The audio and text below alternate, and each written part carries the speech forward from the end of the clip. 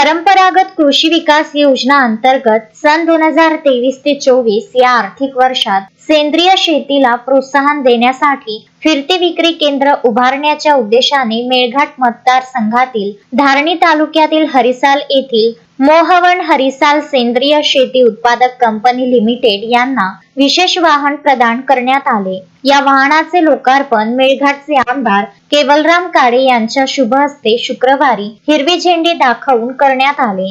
या प्रसंगी आमदार केवलराम काळे यांनी उपस्थित शेतकरी बांधवांना मार्गदर्शन करताना सांगितले की सेंद्रिय शेती ही काळाची गरज असून यामुळे मातीची सुपीकता टिकून राहते, तसेच नागरिकांना रसायनमुक्त व आरोग्यदायी अन्न मिळते।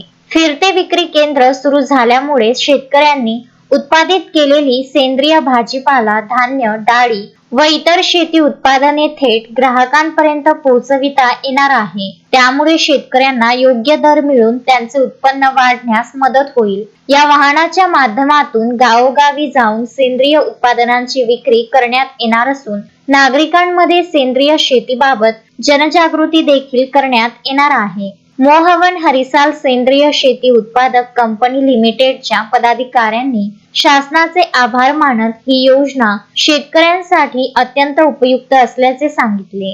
कार्यक्रमास तालुका कृषी अधिकारी जाधव, आमदारांचे स्वीय सहाय्यक राहुल सोनोने, कृषी विभागाचे अधिकारी, स्थानिक लोकप्रतिनिधी, शेतकरी बांधव तसेच संस्थेचे सदस्य मोठ्या संख्येने उपस्थित होते। या उपक्रमामुळे मेळघाट परिसरातील सेंद्रिय शेतीला नवी दिशा मिळेल असा विश्वास उपस्थित मान्यवरांनी व्यक्त केला आहे। हे विशेष।